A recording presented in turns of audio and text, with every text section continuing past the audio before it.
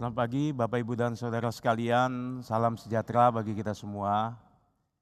Tadi liturgi sudah mengatakan ya, tak terasa kita sudah tiba di penghujung akhir tahun 2024 dalam minggu ini. Saudara, tinggal mungkin 2 atau 3 sampai 3 hari lagi waktu kita tersisa dalam tahun ini. Saudara, apa yang saudara pikirkan ketika saudara sampai di penghujung ini?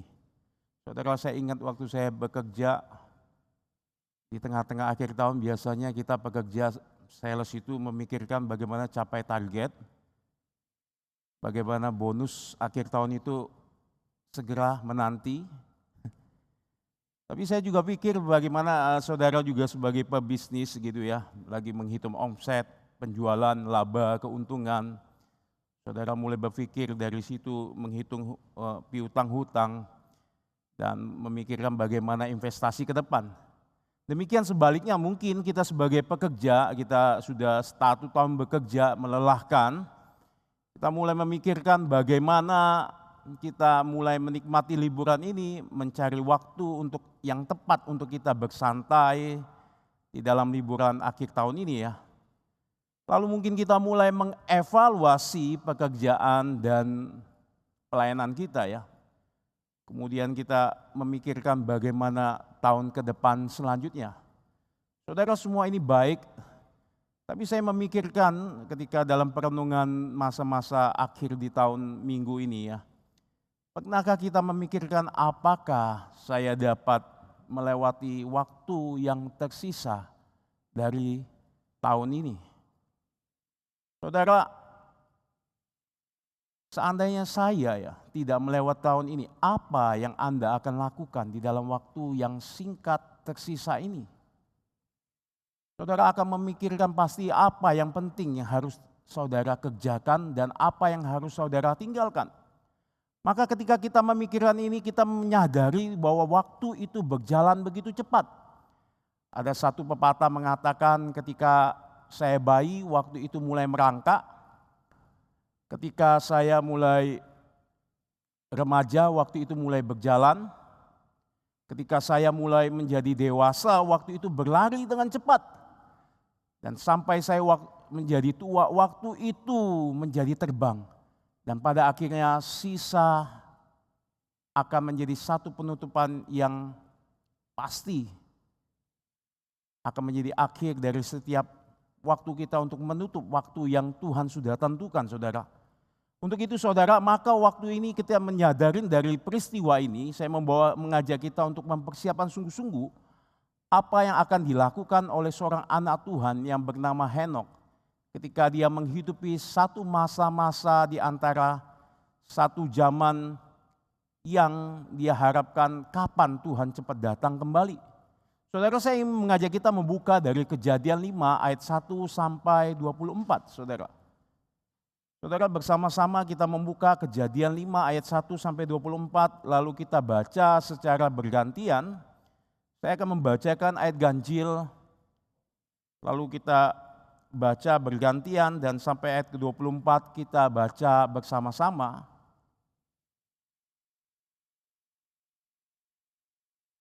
Kita akan merenungkan seorang anak Tuhan yang bernama Henokh, saudara. LAI memberikan judul Keturunan Adam. Inilah daftar keturunan Adam. Pada waktu manusia itu diciptakan oleh Allah, dibuatnyalah dia menurut rupa Allah.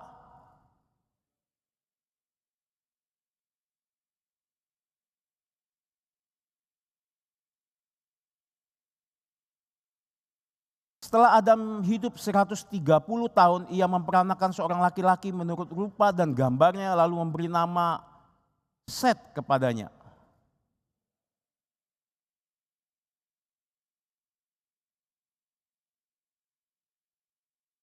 Jadi Adam mencapai umur 930 tahun lalu ia mati.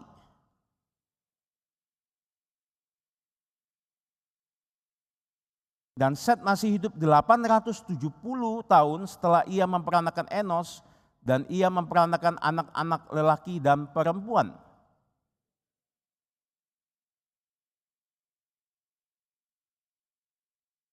Setelah Enos hidup 90 tahun, ia memperanakan Kenan.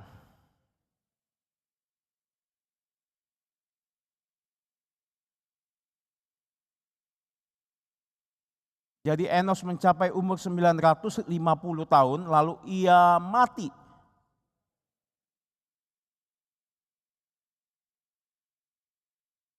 Dan Kenan masih hidup 840 tahun setelah ia memperanakan Mahalael dan ia memperanakan anak laki-laki dan perempuan.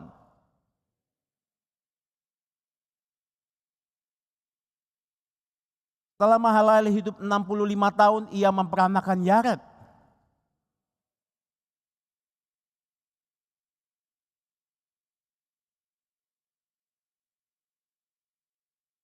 Jadi Mahalael mencapai umur 895 tahun lalu ia mati.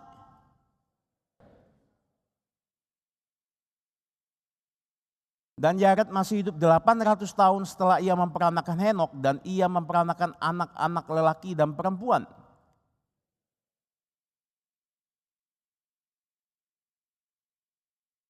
Setelah Henok hidup 65 tahun ia memperanakan Metusalah.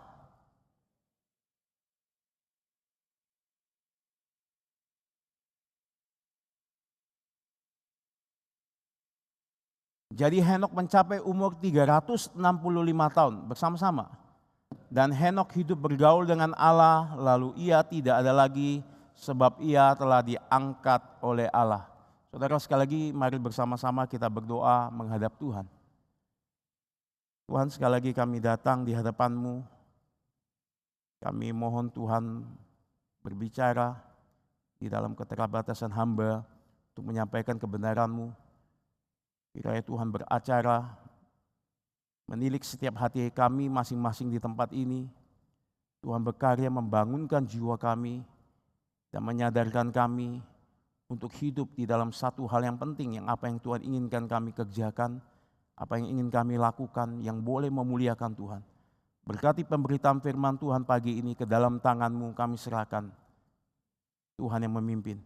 Di dalam nama Tuhan Yesus kami telah berdoa dan mengucap syukur. Amin. Saudara, mungkin saudara ketika membaca nats ini, saudara, kitab ini terasa sangat membosankan, bukan? Karena terasa panjang, isinya banyak berulang-ulang begitu saja, tidak ada variasinya. Tapi sesungguhnya jikalau kita semua menyadari inilah realita gambaran besar dari kehidupan manusia, isinya mengulang, kebanyakan tidak ada hal yang baru. Sebagian besar lahir, hidup, berapa lama, kemudian beranak pinak, dan mati. Lahir, hidup berapa lama, beranak pinak, dan kemudian mati. Saudara, pembacaan kita ini menunjukkan maka berapa panjang pun usia manusia. Seperti kita lihat tadi, Adam berumur 930 tahun, Enos 950 tahun, Kenan 910, Yared 962 tahun. Pada satu titik saudara, mereka akan berjumpa dengan namanya kematian. Saudara, jangan kita sebagai ada orang-orang tertentu ya dalam tradisi sangat sensitif berbicara kematian. Tapi justru melalui kematian kita belajar kehidupan saudara. Saudara, kita menyadari melalui kematian inilah kita diingatkan kembali satu-satunya kembali di kisah Taman Eden ketika manusia itu pertama jatuh ke dalam dosa. Namun ketika kita membaca ini saudara, saya percaya juga ada penghiburan yang Tuhan ingin nyatakan. Di tengah-tengah kutukan kematian itu Tuhan memberikan pengharapan. Saudara, di dalam ayat 1 yang tidak boleh kita lewatkan saudara, dikatakan begini, inilah daftar keturunan Adam. Pada waktu manusia itu diciptakan oleh Allah, dibuatnyalah dia menurut rupa Allah. Saudara mungkin bertanya, mengapa Musa mengulangi kembali pernyataan yang dia pernah tulis? Kalau saudara mundur di Kejadian pasal 1 ayat 27 dan 28, Tuhan menciptakan laki-laki dan perempuan itu menurut gambar dan rupa Allah. Saudara, mengapa Musa kembali memulai dengan satu pernyataan ini di dalam satu kehidupan yang kita seolah-olah membaca begitu membosankan, mati di sana mati. Saudara, Musa pengen memberitahukan kita bahwa gambar dan rupa Allah di dalam Adam di dalam kita semua meskipun rusak total saudara. Namun itu tidak hilang, tidak lenyap. Kita mungkin satu-satu hal tinggal di dalam dosa, tapi ada satu titik cahaya bagaikan yang bersinar kecil masih ada di sana menerangi kegelapan yang begitu menakutkan dalam hidup manusia. Maka saudara, ketika kita sampai pada pembacaan ayat 21 dan 24, kita melihat kisah Henokh, saudara. Ada kejutan bagi pembaca mula-mulanya, termasuk harusnya pada kita hari ini. Apa saudara? Henokh yang sama berada di dalam garis keturunan Adam, namun mengalami hal yang berbeda dengan orang-orang sezamannya. Mengapa saudara? Karena ia tidak mengalami kematian.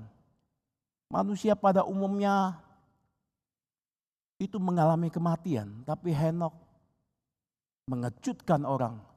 Dia tidak ada lagi karena dia diangkat oleh Tuhan. Kitab Ibrani mengatakan saudara, dia tidak mengalami kematian meskipun ada beberapa banyak penafsiran mengatakan ini.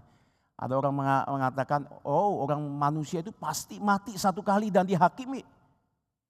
Tapi juga ada yang mengatakan enggak, Henokh mengalami kematian, tapi kematian dengan cara yang berbeda. Tapi jangan lupa saudara, kita tidak perlu memperdebatkan ini. Kita ingin melihat apa yang Musa ingin tunjukkan dari pembacaan kita hari ini. Saudara, Musa pengen membawa kita pada satu indikasi pertama bagi pembaca mula-mulanya. Bahwa pertama kali dicatat dalam satu narasi ini, keabadian itu hadir di tengah-tengah kematian yang mengikuti garis keturunan Adam. Itu sebab kitab suci menampilkan satu kisah Henokh yang bukan suatu kebetulan.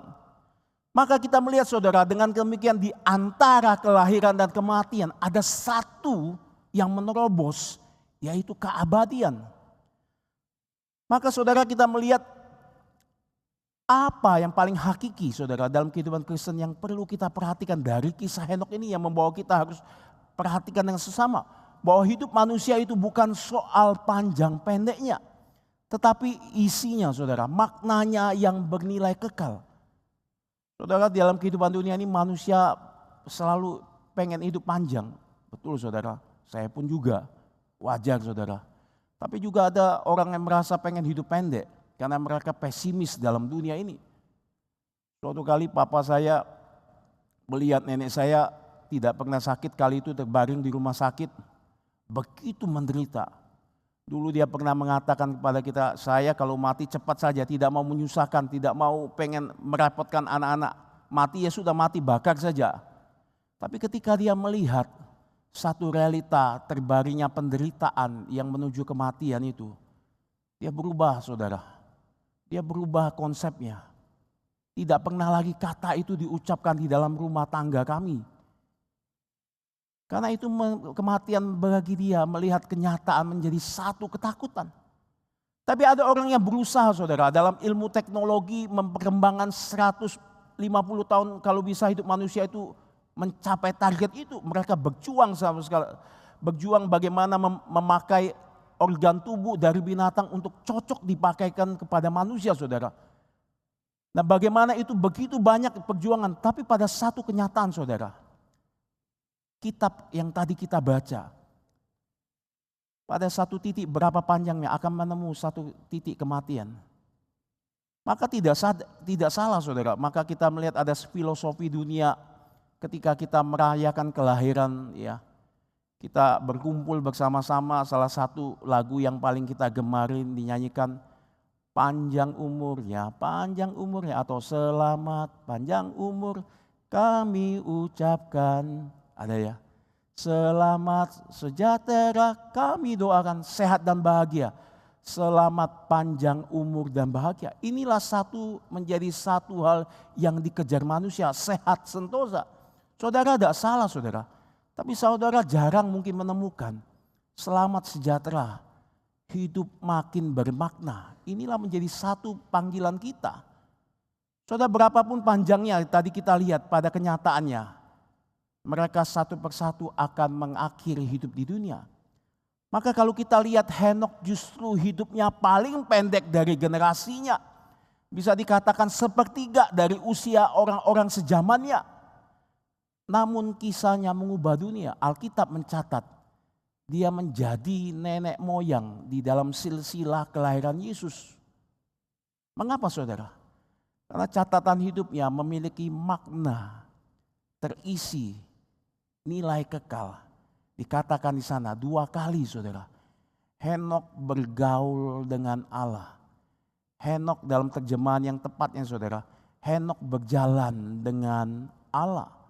Saudara, apa artinya berjalan dengan Allah? Bagaimana berjalan dengan Allah? Inilah yang akan kita renungkan. Saudara, ada orang yang mengatakan berjalan dengan Allah, oh kita itu yang hanya panggilan hamba Tuhan saja. Kami orang-orang jemaat tidak perlu saudara. Kami orang biasa. Tidak saudara. Dari sini kita diperlihatkan bahwa Henokh sebagai orang tua yang Tuhan tempatkan berada di rumah tangga. Tapi unik saudara, dikatakan Henokh berjalan dengan Allah. Ini menjadi panggilan kita semua. Maka kembali kita perlu menyadari saudara, kata berjalan ini seharusnya mengingatkan kita secara konteks biblika saudara. Apa saudara? Kita diperlihatkan dalam Kejadian 3 ayat 8. Ketika manusia itu jatuh dalam dosa, dikatakan Tuhan berjalan-jalan. Tuhan berjalan di waktu yang sejuk. Dalam bahasa terjemahan Ibrani dapat diartikan berjalan seperti biasanya yang seharusnya bersama Adam dan Hawa. Tapi kali ini berbeda saudara. Manusia itu bersembunyi. Manusia tidak menempatkan posisi sebagaimana seharusnya berjalan dengan Allah. Sehingga Tuhan mengatakan, di manakah engkau Adam? Saudara, Tuhan bukan bertanya seolah-olah mencari Adam, Google Map-mu di mana? Posisi kamu di mana? Bukan saudara. Ini bukan soal wilayah tempat saudara. Tapi Tuhan pengen menanyakan, posisi jalan hidupmu Adam sekarang itu ada di mana? Dan Adam tahu itu. Adam tahu dia sedang berada di jalan menuju kematian. Itu sebab mereka takut saudara bersembunyi. Dengan kata lain saudara, kejatuhan manusia dalam dosa, mereka tidak menempatkan Tuhan lagi dalam menjadi tujuan perjalanan hidup mereka. Maka dari sini dapat kita artikan apa itu berjalan di dalam Tuhan saudara. Yaitu menempatkan Tuhan di pusat seluruh aspek kehidupan kita. Baik berkenaan dengan pikiran, perkataan, perasaan, tindakan hati. Di dalam ketaatan penuh kita kepadanya. Saudara, maka berjalan dengan Tuhan mengingatkan kita dari kisah di dalam Kejadian 3. Itulah yang menjadi sebenarnya tujuan yang Tuhan berikan kepada setiap kita di tempat ini. Tidak terkecuali. Namun itulah yang kita tahu. Kenyataannya hilang di dalam Adam dan keturunannya termasuk dalam dunia hari ini. Saudara, apa maksudnya? Saya berikan satu ilustrasi saudara. Suatu kali saya di rumah, saya bingung saudara. Anak saya tiba-tiba tidak biasanya dekat dengan saya. Dia menempel terus. Papa ada perlu apa enggak? Saya bantu. Saudara, setiap jam dia nempel-nempel. Pada suatu kenyataan dia bantu saya begitu banyak hal, sudah 2 jam, 3 jam. Tapi pada satu titik saudara, saya tahu saudara, dia pengen cari HP-nya di mana, saya pegang di mana. Saya pikir dia pengen sama saya saudara. Tapi pada satu titik, Papa bolehkah saya minta HP saya di mana? Oh saya kaget saudara, langsung saya sadar saudara, saya tidak begitu pintarnya anak-anak saudara. Kejadian pasal 6 dikatakan dalam peristiwa Nuh. Tuhan mengatakan sejak kecil manusia itu cenderung di dalam kehidupannya sudah cenderung untuk melakukan dosa. Saudara, inilah yang terjadi gambaran kehidupan manusia sekarang ini. Mereka bukan menjadikan tujuan Tuhan menjadi tujuan jalan untuk Tuhan mereka lalui. Tapi memakai Tuhan menjadi sarana untuk mencapai apa yang mereka inginkan. Maka kita lihat saudara, hari ini ada 3 hal bagaimana berjalan dengan Tuhan melalui kisah Henokh yang ingin kita perhatikan hari ini saudara. Yang pertama saudara, saudara melihat ada perubahan arah dalam hidupnya dari keadaan orang berdosa menjadi orang beriman kepada Tuhan. Saudara, seolah-olah ini biasa. Saudara perhatikan dalam terjemahan ESV saudara, di dalam terjemahan ayat 21 dan 22 dikatakan seperti ini. Ketika Henok hidup selama 65 tahun, ia memperanakan Metusala dan Henok hidup bergaul dengan Allah setelah ia memperanakan Metusala selama 300 tahun dan ia kemudian memiliki anak laki-laki dan perempuan lainnya. Saudara, dari teks ini kita disadarkan bahwa Henok pada usia 60-50 tahun dia mulai berjalan dengan Allah. Setelah ia menjadi papa bagi Metusala. Maka dari kalimat ini menyatakan kepada kita seperti apa saudara? Ada satu masa di mana Henok berjalan tanpa dengan Tuhan. Mengapa saudara? Alkitab pengen mengatakan, karena dia dilahirkan sebagai seorang yang berdosa di dalam perwakilan dari Adam dan Hawa. Maka orang yang berdosa, yang belum mengalami pertobatan dan kelahiran kembali, tak mungkin berjalan dengan Tuhan saudara. Tak mungkin. Tapi saudara diperlihatkan ada perubahan dalam hidup Henok ketika ia memperanakan Metusala. Dikatakan Henok mulai berjalan dengan Tuhan. Surat Ibrani mengatakan dalam Ibrani 11 ayat 5-6 Henok itu orang beriman. Begini bunyinya saudara, karena iman Henok terangkat supaya ia tidak mengalami kematian dan ia tidak ditemukan karena Allah telah mengangkatnya, sebab sebelum ia terangkat ia memperoleh kesaksian bahwa ia berkenan kepada Allah. Saudara jangan salah tafsir, saudara jangan pikir karena jasa kesaksian Henok sehingga ia berkenan menyenangkan Tuhan. Sehingga maka Tuhan mengangkat dia. Tidak saudara. Selanjutnya di ayat 6. Tetapi saudara, tanpa iman tidak mungkin orang berkenan atau dalam istilahnya menyenangkan Allah. Saudara, ini sejalan dalam Roma 10 ayat 17 dikatakan iman itu timbul dari pendengaran akan firman Kristus. Inilah yang membangunkan kelahiran baru dari hidup manusia. Inilah yang memberikan satu anugerah saudara. Maka ini dari sini kita disaudarkan. Henok saudara dapat berpaling dari Tuhan, dapat mempercayai Tuhan. Dikatakan saudara, dia mempercayai firman Tuhan. Dia mempercayai apa saudara? Dia mempercayai bahwa manusia itu telah jatuh dalam dosa. Manusia itu sadar. Dosa itu menyebabkan kematian. Inilah yang dia percaya. Dan inilah hukuman yang Tuhan nyatakan kepada Adam dan keturunannya. Sehingga hukuman itu tidak dapat diubah dan Henok percaya itu saudara. Itu sebabnya keturunan Set, Adam, Set, Enos dan selanjutnya ditekankan satu persatu mati. Namun sebaliknya saudara, jika saudara perhatikan di dalam Kejadian pasal 4, pasal sebelumnya Kejadian 4 ayat 17. Saudara akan melihat satu hal yang menarik. Di dalam riwayat keturunan Kain. Kain tidak ditulis keturunannya mati satu persatu. Saudara, waktu saya membaca kitab ini apa maksudnya? Mengapa orang yang memanggil Tuhan pada zaman Enos dikatakan, pada zaman Adam, Set itu orang mulai memanggil nama Tuhan.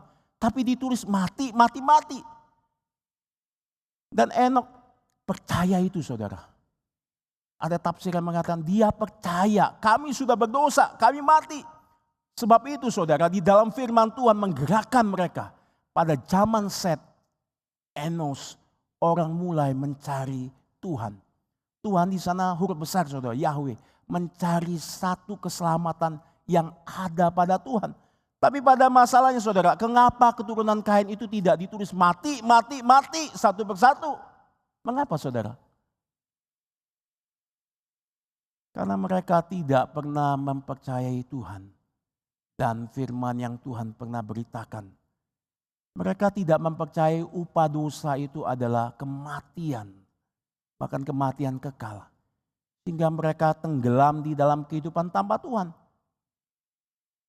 Kalau kita baca selanjutnya pasal dalam 4 ayat 17 itu selanjutnya saudara. Kita diperlihatkan tampaknya keturunan Kain itu berkembang pesat. mereka membangun kota, mereka hidup dalam satu kesuksesan, mereka mengembangkan satu teknologi dalam musik, mengembangkan mandat budaya, mengembangkan bagaimana membuat besi dan tembaga, saudara. Tapi pada kenyataan, saudara, di sana juga ditampilkan terjadi kerusakan. Poligami pertama dimulai di zaman masa Kain. Dikatakan Lamek itu mulai mengambil istri 2 orang, saudara. Bukan hanya itu, dia dengan sombongnya berkata kepada istri, saya barusan bunuh orang. Dia tinju saya pukul dia sampai mati, saudara. Saudara, ayat ini cukup membangkitkan sebenarnya kalau kita baca. Dia mengatakan, kalau Kain harus dibalaskan 7 kali lipat, kalau yang membalaskan Kain, kalau ada orang yang ganggu Lamek, dia akan dibalaskan 77 kali lipat, saudara. Dengan bangganya, saudara. Saudara, Tuhan mengatakan Kain, aku proteksi kamu. Menarik, saudara. 7 kali. Barusan membunuh Habel. Tapi Tuhan proteksi dia. Seolah-olah kehidupan dari keturunan Kain itu baik-baik saja. Tapi saudara perhatikan, saudara. Mengapa mereka tidak dituliskan, saudara? Tampak tidak ada hukuman mati penderitaan. Jawabannya ini, saudara. Mereka sudah berada di jalan neraka. Maka kematian tidak perlu lagi dituliskan lagi pada jalan hidup mereka. Maka kita kembali, saudara, diperlihatkan Henok, orang beriman itu. Dia tetap beriman meskipun di masa sulit. Karena ia percaya betapa seriusnya Allah menghukum kejahatan dosa manusia itu, saudara. Saudara tahu apa yang hilang di tengah-tengah zaman di dalam gereja abad 20 ini, saudara? Seorang hamba Tuhan, kalau tidak salah William Booth, dia pernah mengatakan, gereja itu, saudara, bukan kurang gedung yang besar. Gereja itu bukan kurang dana. Gereja itu bukan kurang orang-orang yang mengasihi Tuhan. Tapi salah satu gereja kekurangan apa, saudara? Gereja memberitakan keselamatan hanya kasih tanpa teguran dosa. Gereja memberitakan satu jalan keluar tapi tanpa penghakiman. Seolah-olah gereja memberitakan surga tanpa neraka. Gereja memberitakan satu hal jalan kebenaran tapi tanpa Kristus. Inilah yang terjadi, saudara. Maka kalau dalam kita baca surat Yudas pasal 1 ayat 14-15 di sana, saudara, dikatakan Henok ketika mendapatkan firman dari Tuhan, dia percaya, saudara. Dia dikatakan begini. Dia mengatakan, lihatlah sesungguhnya Tuhan itu datang dengan beribu-ribu orang kudusnya, hendak menghakimi semua orang dan menjatuhkan hukuman atas orang fasik. Maka diucapkan Henok ini Henok percaya segera akan ada penghakiman Tuhan. Berapa lama, saudara? Dia tidak tahu. Tapi dia beriman, saudara. Maka izinkan saya bertanya, saudara. Sebelum kita mengakhiri tahun ini, ya saudara. Saya tahu ini pertanyaan biasa. Tapi ini tidak biasa karena ini sudah menjadi real kita. Apakah saudara masih mengembara di jalan hidup orang-orang fasik, orang-orang berdosa? Apakah saudara memiliki kesungguhan iman, keyakinan akan firman Tuhan? Saudara, maka firman Tuhan hari ini datang kepada kita semua. Mengingatkan kita, saudara, mari kita merendahkan hati di hadapan Tuhan. Maka introspeksi diri, saudara. Jangan bersembunyi di balik satu realita agama. Kita kembali bertobat. Sebagaimana Henok menyadari ini. Karena betapa seriusnya dosa suatu saat akan dihakimi Tuhan begitu menakutkan. Yang kedua, saudara, apa maksud berjalan dengan Tuhan? Sebagaimana namanya Henok, yaitu dia mengabdi dan mendedikasikan hidupnya bagi Tuhan. Saudara, kalau kita lihat Henok bukan hanya percaya kepada Tuhan, meskipun tidak ada catatan yang begitu panjang dari kisah dia kita temukan, saudara. Tapi dari sana dia dituliskan dari akti nama dia mengabdi, saudara. Dia sungguh-sungguh mengabdi. Ketika dia berumur 65 tahun, dia masih mengabdi dalam waktu yang cukup panjang 300 tahun, saudara. Berjalan dengan Tuhan. Dia sepenuh hidupnya berjalan, saudara, di tengah-tengah sisa hidupnya. Di tengah-tengah begitu banyak godaan. Mungkin dia tergoda, wah ini ada bisnis yang enak. Tapi ini bertentangan dengan Tuhan. Wah ini ada satu kenikmatan dunia. Tapi dia sadar ini akan menjeratnya, membawa satu ke dalam satu kematian yang membuat binasa. Tapi saudara, hatinya tidak terbagi. Dia menetapkan sebagai namanya mengabdi kepada Tuhan. Saudara, apakah saudara memiliki hati tidak bercabang di dalam satu kehidupan mengikuti berjalan dengan Tuhan?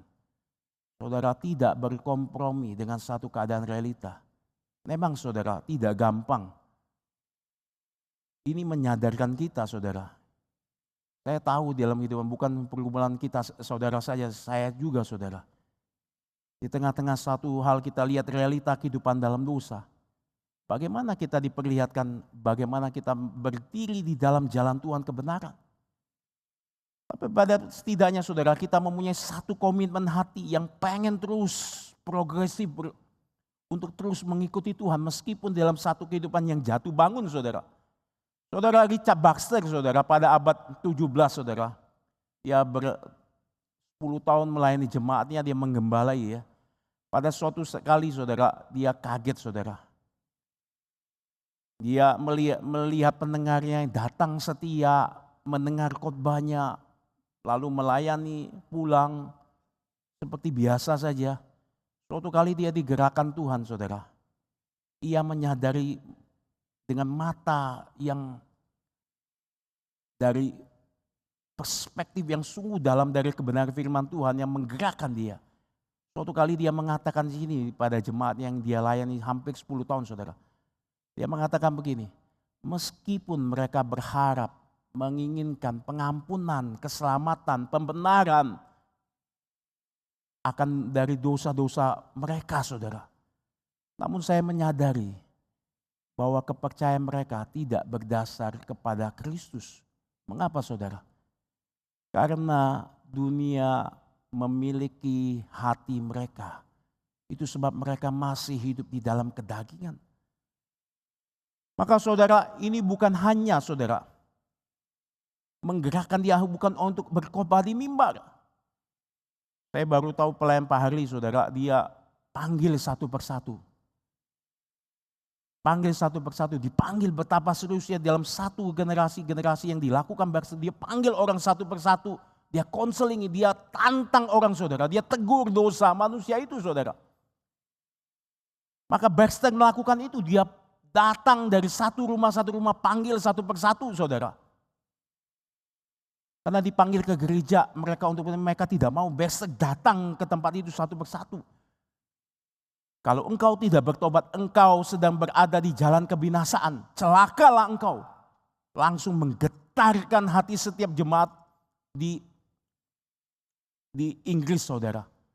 Kinderminster saudara, kalau tidak salah saudara. Maka kita lihat saudara, mengapa kita lihat begitu zaman di tengah-tengah kita ini begitu sulit banyak orang Kristen yang seharusnya menjadi saksi mengabdi saudara.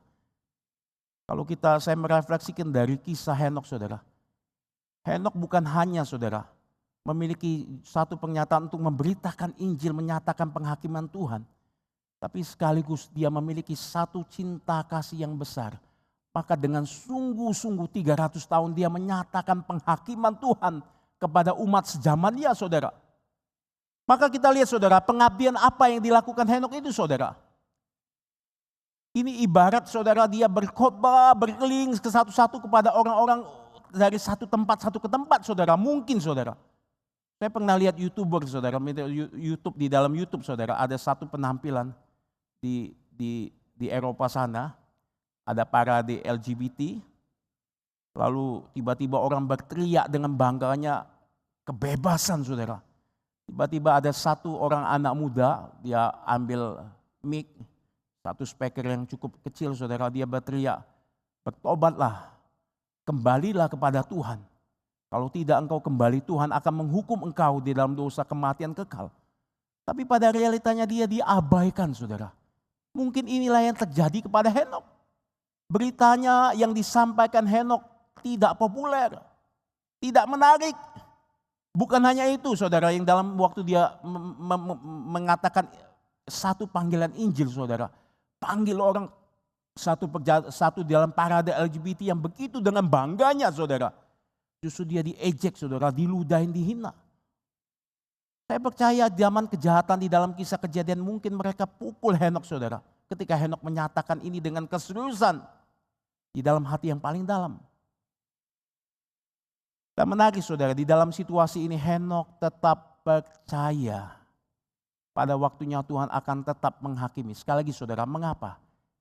Karena orang yang merasakan keseriusan penghakiman Tuhan atas dosa, dia sekaligus merasakan cinta kasih Tuhan yang besar, yang menyatakan kesabaran Tuhan atas dosa dan menanti umat manusia untuk bertobat. Inilah jalan pengabdian Henok yang dia kerjakan saudara. Di dalam hidupnya hari-hari.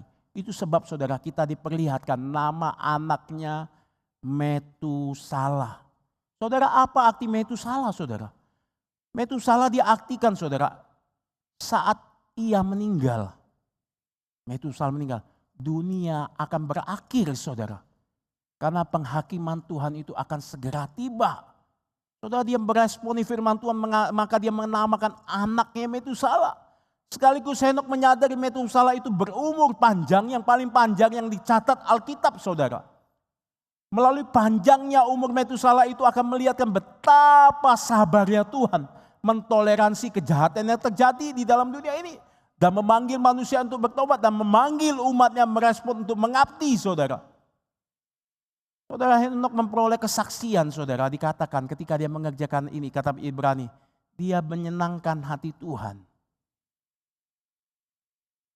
Karena dia menyatakan hal ini saudara. Maka saudara perhatikan. Ada satu hal yang spesifik yang saya ingin nyatakan saudara. Di mana Henok mulai menyatakan satu berita ini? Di dalam keluarga saudara. Bukan satu kebetulan saudara. Henok hidup 65 tahun lalu ia melahirkan Metusalah. Dan Henok mulai bergaul dengan Allah. Kembali lagi saudara, Henok melahirkan anak laki-laki dan perempuan, lalu Henok bergaul dengan Allah. Saudara, kita melihat salah satu mewarisi iman Henok saudara, cicitnya bernama Nuh dicatat dalam pasal 6. Nuh itu seorang yang setia, seorang yang benar-benar takut akan Tuhan, orang benar. Yang dikatakan sama saudara, apa saudara? Dia hidup berjalan dengan Tuhan. Saudara bisa buka di pasal 6 nanti. Saudara, pertanyaan mengapa Henok memulai itu di dalam keluarga sehingga dia menamakan anaknya Metusalah. Karena dia percaya kehormatan pengabdian Tuhan yang paling besar itu layak dia jalankan. Dan itu dimulai di dalam keluarga.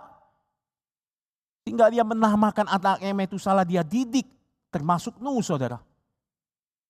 Yang harus diceritakan terus firman itu harus berjalan saudara. Dan dikatakan saudara. Dan dikatakan keturunannya itu mewarisi satu hal yang penting saudara. Ketika kejahatan di pasal 6 itu bertambah banyak, kecenderungan hati manusia sudah itu bertambah jahat. Satu keluarga yang diselamatkan. Yaitu cicit dari cicit dari Henok, yaitu Nuh. Dan Nuh diselamatkan. Saudara, Richard Baxter juga saudara pernah mengatakan ini. Cara kerja setan yang paling besar untuk menghancurkan gereja dan dunia. Itu dimulai di dalam keluarga. Mengapa saudara? Karena setan tahu. Cara Tuhan memulai membangun kerajaannya. Itu dimulai di dalam keluarga. Saudara lihat kisah Tuhan memulai kerajaan di dunia ini di dalam keluarga Adam dan Hawa yang kecil saudara. Saudara, Tuhan bisa jadikan orang banyak dari bangsa-bangsa, gampang bagi Tuhan saudara. Tapi Tuhan mulai bangun itu di dalam keluarga. Tuhan bangun itu dalam satu panggilannya kepada keluarga Abraham dan istrinya. Untuk mengikuti jejak jalan Tuhan. Saudara, iblis gencar menyebarkan bibit kehancuran itu dimulai di dalam keluarga. Termasuk di dalam keluarga Kain yang saya tadi bahas saudara. Saudara, sejarah sudah membuktikan saudara, abad 16 saudara, di dalam satu kisah sejarah Inggris, saudara. Saudara tahu mungkin ada satu raja Henry ke-8, saudara. Dia agama Kristen di dalam Anglikan di bawah Katolik, saudara. Suatu kali dia ingin menikah lagi, saudara. Maka Baxter tahu kerusakan yang paling parah gara-gara satu keluarga kerajaan itu membuat satu Inggris itu berdarah. Ada banyak orang pertumpahan darah terjadi di sana, saudara. Gara-gara satu keluarga, saudara. Dimulai di dalam kerajaan Inggris. Maka dia dengan tujuannya supaya untuk lepas juga secara politik, untuk lepas dari Katolik, saudara. Dia mengangkat diri sebagai kepala gereja. Lalu dia menceraikan Catherine, istri pertamanya, saudara. Karena Catherine tidak bisa menghasilkan anak laki-laki. Alasannya begitu. Meskipun nanti istrinya banyak, saudara. Dan lambat laun Catherine dari menikah dengan Henry ke-8 menghasilkan satu anak bernama Mary pertama, saudara. Saudara tahu dalam sejarah kekristenan, ini dalam reformasi itu mulai terjadi dari Jerman sampai mempengaruhi Inggris. Reformasi itu mulai terjadi, naik, saudara. Tapi gara-gara Mary satu, kebencian itu, kepahitan itu, mengkamirkan hidupnya.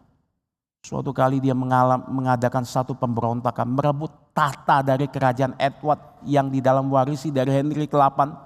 Edward, dia mengambil satu posisi yang penting yang harusnya jalankan Edward pada waktu itu.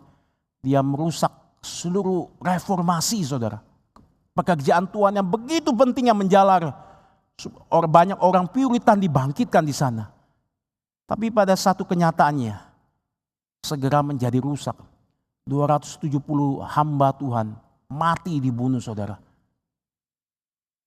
Dan banyak orang Puritan itu dianiaya. Orang kekristenan itu mengalami satu hal penderitaan yang sangat-sangat menakutkan pada sejarah Inggris, saudara.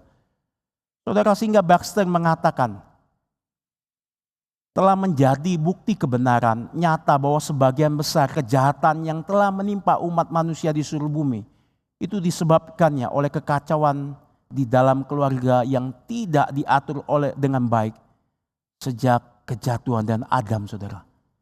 Saudara, di sana setan mulai menaburkan kebencian, ketamakan, balas dendam, ketidaktaatan, pertumpahan darah, saudara.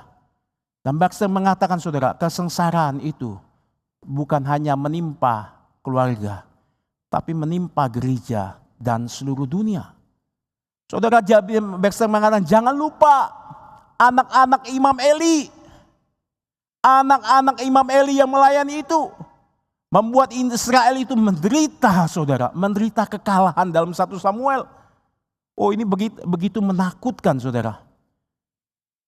Maka saudara, kita perlu berdoa bersama-sama, saudara.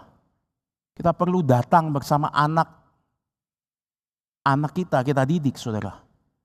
Kita perlu datang bersama keluarga menyembah Tuhan. Belajar kebenaran firman Tuhan dengan rendah hati. Tidak gampang, saudara. Tapi inilah panggilan Tuhan bagi kita, bukan hanya panggilan Tuhan kepada Henok, bukan hanya panggilan Tuhan kepada Abraham, pada satu keturunan dalam iman Abraham, saudara. Saudara, ketika kita menyadari hal ini, saudara, waktu sidang sinode, saudara, kita melihat banyak hal di dalam kerusakan total manusia. Kita tahu doktrin, kita tahu apa yang terjadi, kerusakan total manusia itu mati. Tapi pada kenyataannya, saudara, Pendeta Agus mengatakan, di mana orang berdoa yang menyadari kerusakan total dalam hidup manusia? Di mana orang Kristen yang seharusnya menyadari ini, pergi memberitakan Injil, mengabdikan dirinya? Itulah, saudara, berjalan dengan Tuhan. Saudara, yang ketiga, saudara, kita perlu perhatikan. Apa maksudnya berjalan dengan Tuhan di dalam kisah Henok? Yang terakhir, saudara. Henok, dia menyelesaikan pertanggungjawaban imannya, saudara. Oh, ini begitu sangat membuat saya begitu diberi kekuatan, saudara. Henok ketika dia berumur 300 tahun menyelesaikan perjalanan dengan Allah. Dan dikatakan, Ketika itu mencapai umur 365, Henokh tetap berjalan dengan Allah. Henokh setia, bertanggung jawab sepenuhnya, mengabdikan imannya sampai titik penghabisan hidupnya. Dan dikatakan dia diangkat oleh Tuhan. Saudara, Henokh dengan tekun menjalani satu kehidupan panggilan Tuhan yang harusnya dijalankan Adam dan keturunannya. Dan ini dilakukan Henokh, dia berjalan dengan Tuhan, dengan setia. Yang pertama kita lihat berjalan di dalam iman, saudara. Di dalam satu perubahan arah transformasi hidup. Yang kedua saudara, mengabdi. Yang ketiga, setia. 3 hal ini menjadi satu hal yang mendasar, setidaknya 3 poin ini yang kita bisa bawa pulang di dalam satu perenungan kisah Henokh yang berjalan dengan Tuhan. Saudara, dunia ini suatu saat mungkin bukan bertambah baik, mungkin bisa bertambah jahat, saudara. Tapi pertanyaannya di tengah-tengah itu, apakah saudara tetap setia sampai akhir? Apakah saudara melawan arus dunia ini? Saudara, ketika saudara hanya bersifat penonton, saudara akan dibawa oleh arus. Tapi ketika saudara bersama umat gereja Tuhan berkumpul, beribadah bersama-sama, saling menguatkan, bergandengan tangan, berjalan dengan Tuhan. Meskipun tidak sempurna, meskipun banyak kekurangan, meskipun ada korban waktu dan tenaga, saudara. Tapi kita bergandengan sama-sama. Dan sebagai gereja Tuhan, Tuhan sebagai kepalanya memegang kita semua. Ketika ada yang terluka, Tuhan itu merasakan, saudara. Saudara, di dalam melalui kisah ini saudara, membawa kita, apakah kita setia melayani Tuhan? Waktu Christmas Carol, kita keliling-keliling, saya bertemu dengan Ibu Ruth. Dia masih menceritakan bagaimana pelayanan dulu. Begitu saudara memberkati saya saudara. Seorang ibu yang berumur 90 tahun lebih saudara. Saya juga melayani Ibu Chinhua, saudara, beliau dalam pergumulan, saudara, saling bersama-sama jemaat, saling menguatkan, saudara. Inilah berjalan dengan Tuhan. Itulah arti kesetiaan, bergandengan tangan sampai pada akhirnya, saudara. Saudara, inilah berita yang 3 poin ini yang menjadi satu poin penting di dalam makna berjalan dengan Tuhan. Saudara, hari ini berjalan dengan Tuhan, Henokh akhirnya diangkat oleh Tuhan. Tapi Henokh berada bersama-sama dengan Tuhan. Dan menjadi pertanyaannya, mengapa kita harus berjalan dengan Tuhan, saudara? Mengapa kita pasti bisa berjalan dengan Tuhan? Karena Tuhan sudah berjalan di tengah-tengah manusia 2000 tahun yang lalu. Dia pernah ada di dalam dunia. Dia melihat satu penderitaan manusia. Bukan hanya itu, saudara. Dia mengambil satu tubuh yang sama seperti kita, tapi dia tidak berbuat dosa. Dia berjalan memberitakan satu persatu, berjalan memberitakan Injil, dia taat kepada Bapa yang di surga, saudara. Saudara, hari ini kita kalau boleh memperingati Natal, saudara. Immanuel, itu Allah hadir di tengah-tengah kita. Roh Kudus membawa kita tahu, sadar meskipun Tuhan di surga, suatu saat dia akan kembali. Kita bisa menikmati satu perjalanan dengan Tuhan melalui satu ikatan kasih di dalam satu Roh Kudus mengikatkan kita, saudara, di dalam Kristus sebagai tubuhnya, sebagai gerejanya. Dan menarik, saudara, Immanuel itu hanya sebagai bayi. Yesaya mengatakan, saudara, apa, saudara? Immanuel itu dikatakan bayi yang diberikan kepada kita, seorang anak diberikan kepada kita. Namanya disebut penasehat yang ajaib, Bapa yang kekal, Raja damai. Saudara, kurang apa? Tapi menarik, saudara, Yesaya menulis ini hanya seorang bayi. Saya baru punya seorang anak bayi, saudara. Saya lihat bayi itu tidak bisa apa-apa, saudara. Dia hanya bersandar pada orang. Tapi saudara akan menemukan, saudara, Apa yang terjadi ketika Yesaya mengatakan ini? Mengapa Yesus diberikan bayi? Dia mengambil satu kelemahan kita, menjadi satu gambaran tubuh yang tampaknya tidak bisa buat apa-apa, tapi mengandung satu paradok yang besar, saudara. Apa, saudara? Dia hadir di tengah-tengah kita. Apa paradok yang besar kekuatan? Ibrani 10 mengatakan sini, saudara. Saudara akan bisa buka nanti, dikatakan. Ketika Tuhan menyediakan tubuh, ketika Kristus mau turun ke dalam dunia, Tuhan memberikan satu tubuh. Dan dikatakan, Kristus taat, saudara. Taat mengambil rupa seorang bayi. Dan inilah kekuatan besar yang ditunjukkan dari Adam kedua. Inilah Immanuel yang menjadi teladan besar melebihi Henokh, saudara. Sehingga dia bisa berjalan bersama-sama kita. Dia tahu kesulitan kita. Dan Kristus ada di tengah-tengah kita. Maka dari itu, saudara, saya akan menutup bagian kisah ini ketika kita menyadari sudah melewati momen Natal ini. Immanuel itu. Saudara, saya ingin bertanya, kalau saya sendiri dulu, saudara. Sebagaimana ayat tadi kita baca Kejadian 5. Saudara, saya tidak ingin ditutup masa hidup saya seperti ini, saudara. Jikalau saya masih 2-3 hari hidup. Kita manusia bagaikan uap, cepat berlalu. Kita tidak memegang hari esok. Saya tidak mau hidup saya seperti ini. Setelah Indra hidup 31 tahun, ia memperanakan Julian dan Philip. Lalu Indra masih hidup 39 tahun. Setelah itu ia memperanakan anak lagi, meskipun tidak ya. Tapi dikatakan Indra mencapai umur 70 tahun, lalu ia mati. Saya tidak mau catatan hidup saya seperti itu, saudara. Saya mau seperti ini, bersama-sama saudara. Setelah Indra hidup 31 tahun, ia memperanakan Julian dan Philip. Dan Indra tetap hidup bergaul dengan Allah. Dan setelah 39 tahun berjalan, Indra mencapai umur 70 tahun. Dan Indra bergaul dengan Allah. Indra berjalan dengan Allah. Lalu ia berpulang, tinggal bersama-sama dengan Kristus. Dan dia tidak lagi, kematian itu tidak lagi menakutkannya.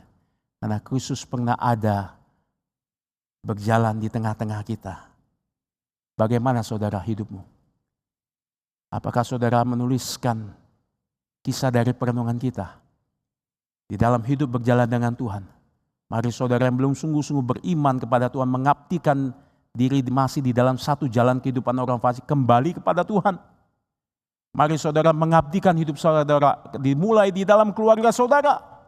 Memberitakan Injil kepada orang-orang yang terluka, memberitakan Injil kepada orang-orang yang perlu kita tahu, tetangga-tetangga kita.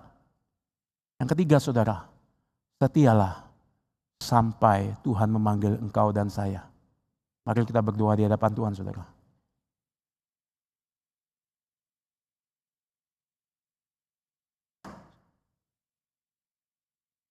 Sekali lagi kami bersyukur ya Tuhan. Kami tahu hidup kami di antara kelahiran dan kematian. Ada banyak hal yang terjadi. Tapi hari ini kami belajar di dalam peristiwa Henokh yang Tuhan nyatakan di dalam kitab suci. Bahwa pentingnya sebagaimana Tuhan menikmati perjalanan di dalam Taman Firdaus. Yang akan Tuhan janjikan kepada kami dan Tuhan sudah nyatakan di dalam Kristus pernah hadir dalam sejarah. Dan Adam kedua itu taat Tuhan. Dan Kristus itu taat, bayi yang memberikan kekuatan kami, namanya disebut penasehat ajaib.